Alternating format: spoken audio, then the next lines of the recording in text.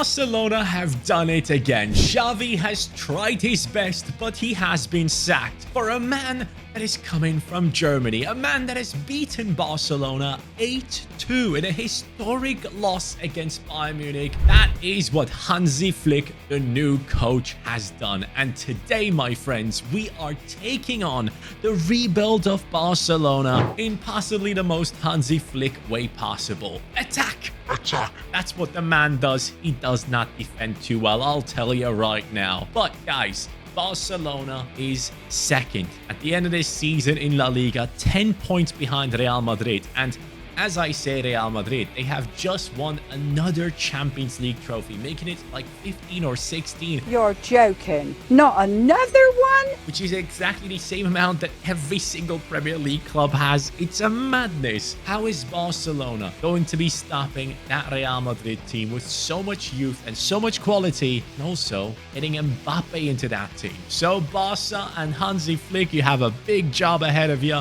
We need to dive in straight away and see HANSI can go ahead and actually save this team. Save us. One thing that needs mentioning though is the fact that news are coming out already saying at the moment there is no space financially to register HANSI Flick and his staff at Barca.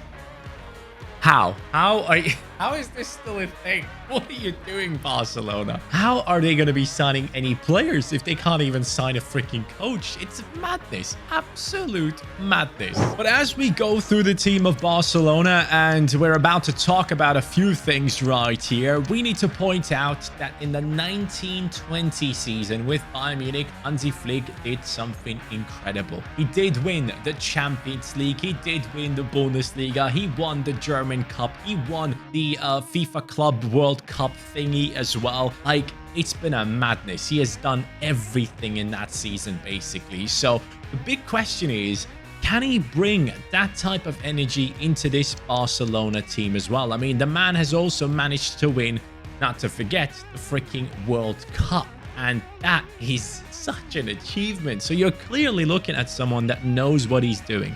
And I know from watching him at Bayern Munich, he just loves attacking football. So we will have to focus mostly on the attack, but as I said before, we need to focus on the freaking financial situation as well. This thing needs sorting out. We need to figure out a way on how to make this Barcelona team more sustainable by possibly letting go a couple of the big boys that are still here. And I've even heard that Robert Lewandowski might have been the reason why Xavi has been sacked. Apparently Xavi wanted him gone, but Barcelona said, no, he's staying. So, madness. Just what the hell happened to Barca, man? Where are the days of Ronaldinho, Messi, Eto'o, Thierry Henry, Xavi, Iniesta, Puyol, Piqué? It was insane. It was so fun to watch. And yeah, the situation now. Let me know what you guys think about it.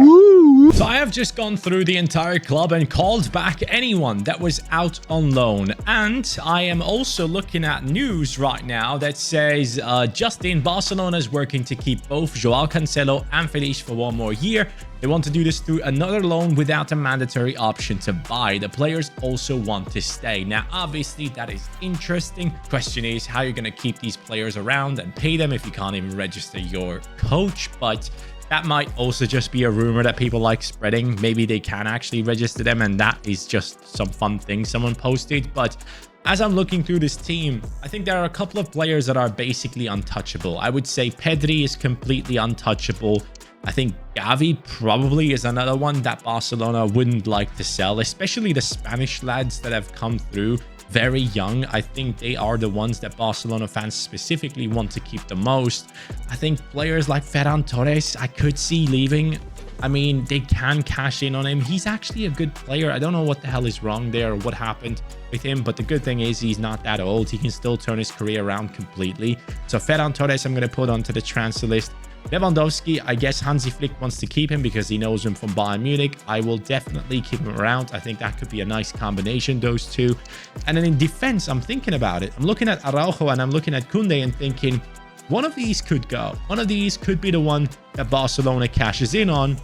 And then, of course, for me, Frenkie de Jong has been linked away from Barcelona so many times. They've tried to cash in on him from what we've heard in the past that like Manchester United really wanted to have him in their team. So I wonder if that is another opportunity that could arise. So we will let go of a bunch of these players. We were given a budget of 168 million, but let's be real, we don't have any money. So specifically for the first season, it's more about the sales than the purchases. And I will only make signings once I have actually decided to, spend little money on them. One of the biggest issues, by the way, that we are facing in this rebuild is the fact that Lamine Yamal is not in the game. I mean, how?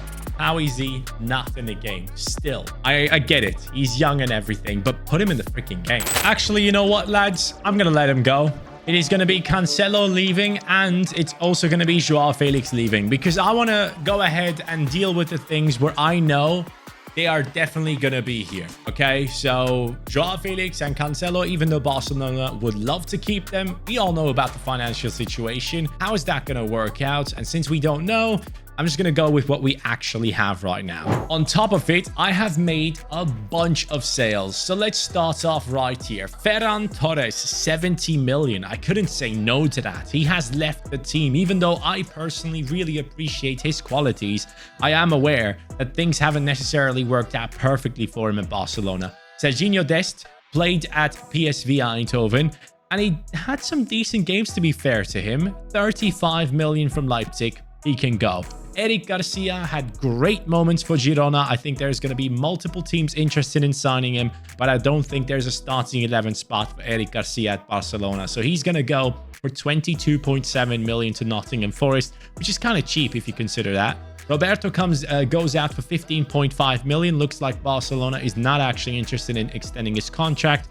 Pablo Torre, I've seen play multiple times. I personally don't think he's actually that great of a talent. I think that's going to be one of those that a lot of people are going to forget about in a couple of years, even though that sounds very harsh to say.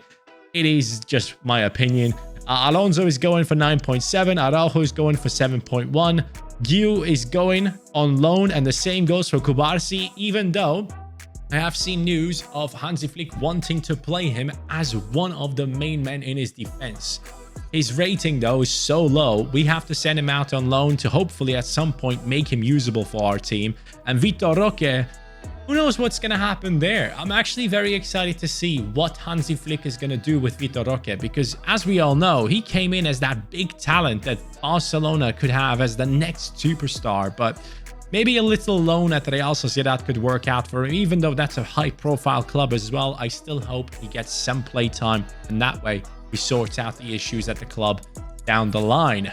407 million in the budget right now, and all I'm going to do is nothing. I'm going to go ahead with the team as it is, and then only start making proper signings in the second season to see what Flick could do with this squad. And here it goes. First season is done. Let's take a closer look at it. I see a Champions League semi-final against PSG, and losing it is upsetting, especially since Mbappe should have left by now. Now, going into the team, you will realize that Ansu Fati has returned from Brighton. He has gone up to an 83 rating. He started off as a 77 this season, turning into a left wing, gave him a +2.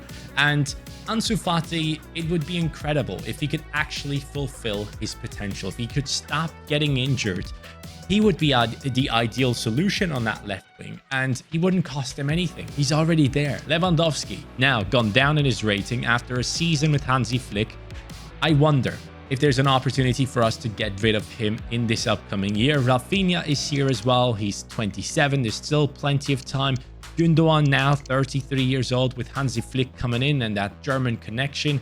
I do think that there's a place for Gundogan in this team, but the question is for how long. De Jong has gone up to an 88. Pedri, 90 rated. Defensively, Balde is supposedly going to become the Alphonso Davies for Hansi Flick. I'm seeing the news already. I've seen the videos of them two talking. Christensen as a centre-back, Araujo as a centre-back, and Koundé was translated into a right-back, or transformed, I should say. And that way, we actually have a very, very solid right-back in Koundé, who can help out defensively, most importantly, but also move the ball forward. And then Ter Stegen is on 90. Gavi, 86 rated. And I would say this is how it should look, right? So we probably should have Gavi, De Jong, and Pedri in that midfield. If you don't want to spend money, you need to figure out a system that works for these three players. De Jong can do great defensive work. He just needs to get a little bit more active, I guess. And then Pedri and Gavi can do the rest for the team while also defending a little, but mostly moving the ball forwards. But let's take a look at the stats. I'm thinking that this first season, probably Lewandowski has dominated. Yes, 27 and 8. He has gone down by -1.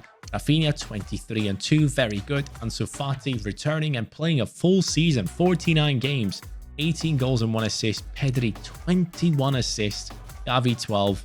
Really, really good numbers from these players. But as I said before, in the second season, that's where we need to make the big transfers. Some massive moves have been made. Let's take a look at them. Lewandowski has been sold. He went down another rating, but I managed to get 76.8 million for him.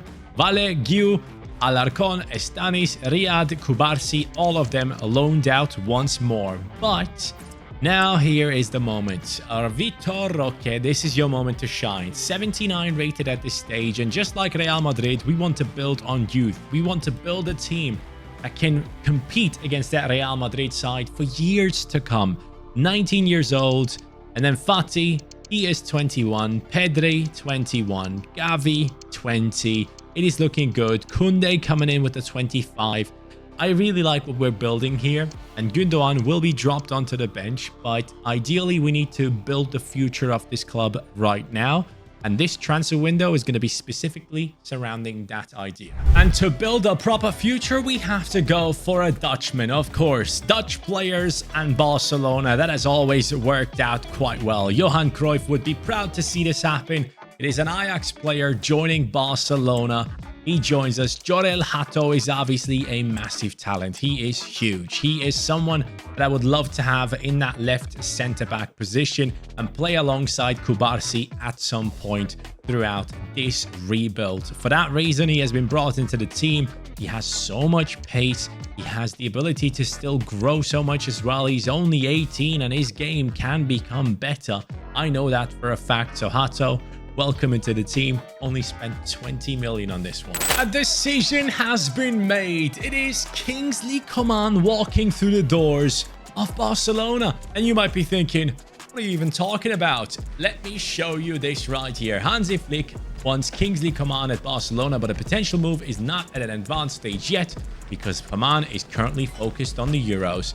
Kingsley Coman, one of his former players, he knows exactly what he can do. And for me, I have to say this, I watched Mbappe play against Dortmund in real life. And I've seen Kingsley Coman play against Bundesliga opponents as well. And there was no one that impressed me more in a live football game than Kingsley Coman. The way he is able to shift his body weight, to go left, to go right, to get past people. I love him. It's just the injuries that have held this man's career back. And saying holding it back is unfair because Coman, he has basically won anything and everything at his age as well. He's 28 years old as he comes into this team right now. I just felt like this would be an amazing signing to make. I know Rafinha is decent, but Kingsley Coman, in my eyes, is an unbelievable player. And him at Barca, that would look really good. I completely forgot to show you the league standings at the end of the season last time around. We came in second. Guess who was first? Of course, it was Real Madrid. But yeah, I just wanted to show you guys we had won the Copa España and the Supercopa though, and made it to the semi-finals of the Champions League, which is good enough. But this season, we only got fourth. And that makes sense because I've brought in a couple of players in here that have been a bit like we let go of Lewandowski, our top striker has left, and our team's performance has gotten a little bit worse. But the thing is, we have scored more goals than last season, I believe. 83 goals have been scored, which is the most in La Liga, but we're still 19 points behind the likes of Real Madrid. We have 19 draws on our record with only 2 losses. That is so annoying. Let's take a look at the team though. Ansu Fati 86, Kingsley Coman 87, Vitor Roque now on an 82. He's slowly becoming the type of striker that could actually lead Barcelona. Gavi, De Jong and Pedri are obviously insane. You have Balde on the left back position looking world class. Christensen actually leveling up his game up to an 86 at this stage, and it's time to make a tough decision. Next season, Jorel Hato needs to play. And for that reason, Christensen will be let go. We're going to cash in on him and again help Barcelona with the financials by not spending too much on the rest of the players. Coman obviously was only a swap deal, and the deal for the likes of Hato only cost us 20 million. So we're going to move forward and hopefully do well and make the right decisions for our players. In terms of performance, though, HANSI has had Ansu Fati get 40 goal contributions this season. Vitor Roque has done well. Kingsley Coman did well. I forgot to change his position, and that's why he didn't play all the games, but 35 games, 11 goals and 5 assists is decent, and all 3 of our midfielders have performed really good as well. So next season is coming up. A few more big decisions to be made. Starting off into the season, I'm thinking we're gonna go ahead and sign another Brazilian. It is João Pedro from Brighton, who has obviously shown amazing performances throughout the season. Despite Brighton's struggles at times, he has been capable of showcasing his incredible abilities, and for that reason, he comes in now. João Pedro, 80 rated, 84 pace, 78 shooting, 83 dribbling, rapid play style. I assume he's going to have a couple more in the next year. He's going to come in as the replacement of Roque whenever he's injured or tired. I think this is a really good setup. We will have 2 youngsters battling for that striking position. Whoever wins, wins. But I'm open to bring this battle into our team. And after having done that, I realize we barely have any wingers right here in our team as backups, so let's make sure we bring a couple in to support the likes of Ansu Fati and Kingsley Coman. Antonio Nusa, he is the Norwegian Neymar, so it only makes sense to bring him to Barcelona, and he's not the only one I've signed. This guy still has such a bright future ahead of him. So many of his teammates have been talking so well about him.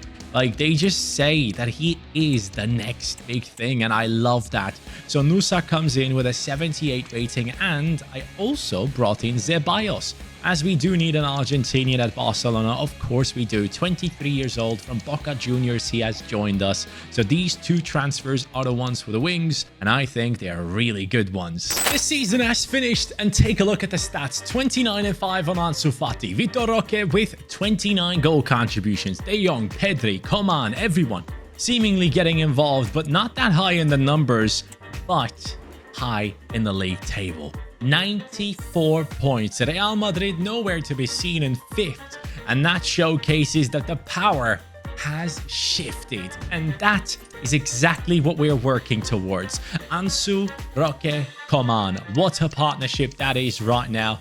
FRC.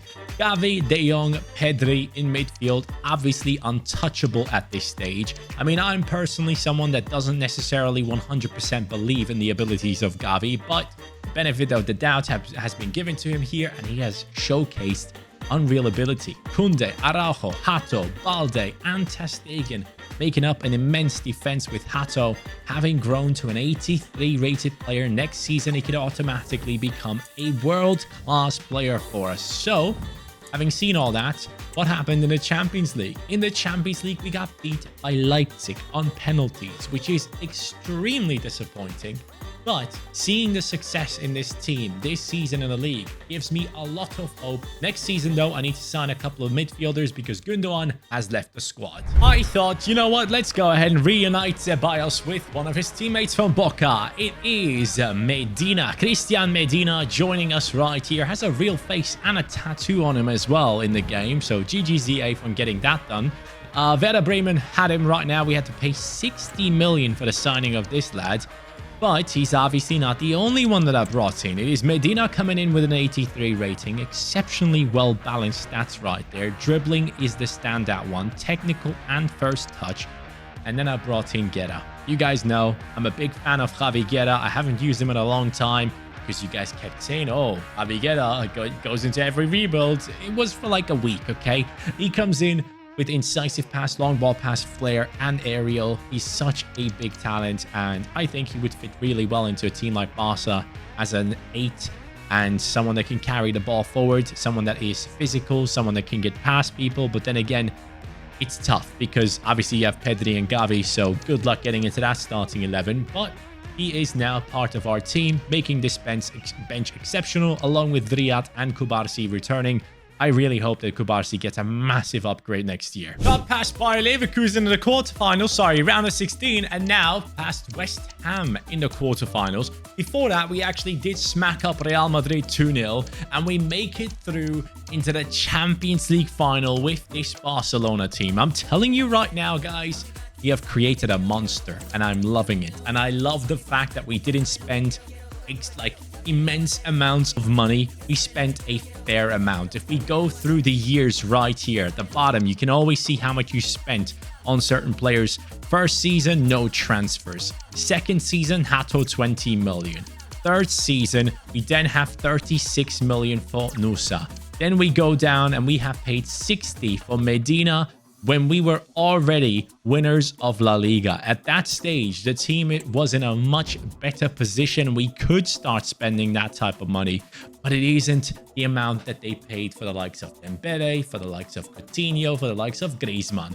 And I love that. So we are looking at De Jong. Oh no, De Jong won't be playing in the Champions League final against Manchester City, which means Medina will have to step in, or I could use Guerra, but De Jong, how could you mess up in one of the most important games of the season? We're going to have to put Garrido onto the bench, and De Jong is out. Vitor Roque 91, Hato 87. So those were some of the lower rated players, but the rest of the team that we have put together here, I would love to see them play. I honestly would. So let's dive in straight away into the stats, and after that, look at La Liga. 27-4, 20-7, 18-8. Joao Pedro 14-2 off the bench. Really good stuff. Pedri and De Jong performing as well. And now in La Liga, we have dominated once more. 103 points. Officially putting ourselves into that first position for 2 back-to-back seasons, which means we have managed to outdo Real Madrid's incredible team, and we will continue to do so because we do mostly have a young team with a couple of players coming through when others are going to be retiring. I think we have Coman on the older side and players like that, and they can be sorted out later on. But off we go against Manchester City, who come in with Haaland, Foden, Rodrigo. Okay, he has left Real. Echeverri, Vitinha, Valverde, Nuno Mendes, Schlotterbeck, Ruben Diaz, Jan Couto, Ederson. Really good team, but man, I want to win this game badly. I want it so bad I can taste it. I have just seen news about HANSI Fati wanting to return to Barcelona. He's saying he's fit, he's ready to go, so we're going to dive into this game, and yes, I'm wearing glasses. What? You got an issue? Whoa, calm down, Jamal. Jorel Hato instantly. We're moving forward in numbers. This is incredible football. Can we stop this Manchester City team with these lads? Can they stop Real Madrid? Mbappe's transfer has been officially announced now, which makes it very interesting to see the number 9 of Barcelona, Vitor Roque. Okay, that is a great start, lads. We are looking at someone that Barcelona have put a lot of faith in.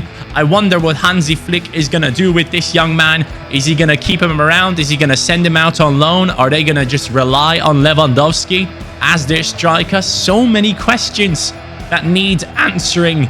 But we started off amazingly into this Champions League final.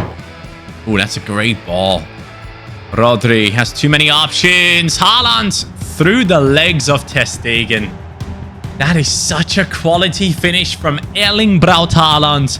And by the way, if you guys haven't seen on Twitter and everything, I am currently in a terrible spot. So since I have moved countries, I had to change my payment structure on YouTube, basically, in the background. And now I'm stuck with 30 days at least of not earning money through my job, or up to 90 days because of the changes taking that long. I'm telling you right now, guys, I don't think I've ever been mentally as stressed as I am. right now, but hopefully we can pull through this, and I'm gonna keep on posting content even though I'm not earning any money through it, to hopefully keep growing this channel to make it all worth it in the end. So if you guys could keep supporting, that'd be very much appreciated. Pedri, solid, into Ansu Fati. We need Ansu Fati's left stick dribbling here, alongside Balde, who's supposed to behave like Alphonso Davies, right? So we're going to push forward with him, find someone in the center, and not score. But at least he did behave like Alphonso. Uh-oh. Haaland. I'm trying to close the passing lanes. He just makes it so awkward to defend him every time. But we get lucky here with Ansu Fati. What am I saying? Ansu Fati sprinting through, back at Barcelona, healthy and fit. 2-1. Ansu Fati's return is marked with a goal in the Champions League. I gotta say, man, the kid is still so young. I really, really hope he can actually pull through and basically become the talent that everyone has thought he could be. Or I should say, become the player everyone thought he could become. So, yeah, Ansu, great performance right there, lads. That's easily mine, right? Pedri winning in the air against Haaland. Who would have thought? No, that wasn't even Pedri. That's Ansu Fati making a run. What a pass from Pedri. It's Ansu again. This time I'm going to go near post. Yeah, Manchester City, we're sending you back home. Barcelona on top of European football. And I got to say, look, Real Madrid has always had amazing teams. But Barcelona always somehow managed to put a team up against it. And I wonder if they're going to be capable of doing that again. Now that Mbappe has joined Real Madrid, they are clearly the best team in the world. I just wonder, is Barca going to be able to compete, especially in La Liga? Yes. Solid move. Last minute of the game. We have Vitor Roque making a run. Is this going to be the end? Is it going to be 4-1? Yes, it is. A Brazilian number 9 at Barcelona. It does work out, doesn't it? Ter Stegen walks up as the captain for the team. Lads, here we are. We have done it. We have built up a great squad with Hansi Flick, his style, basically. And I think we really have put up a team that could compete with Real Madrid. Barcelona have some great talents in there. I wonder if it's just about structure. And I cannot wait for FC 25 when Lamine Yamal is finally in the game, because when that happens, this team is going to be even more fun to play with. And yes, that is it from me today. But now more than ever, I need you guys to support the channel. So subscribe if you are new, or if you aren't subscribed yet, and support the channel so that I can actually get through this tough period of moving countries, spending tons of money to do so, and then ending up not earning any money for a specific period. So yeah, will be interesting. Thank you guys for watching. Have a good one. Take care and peace.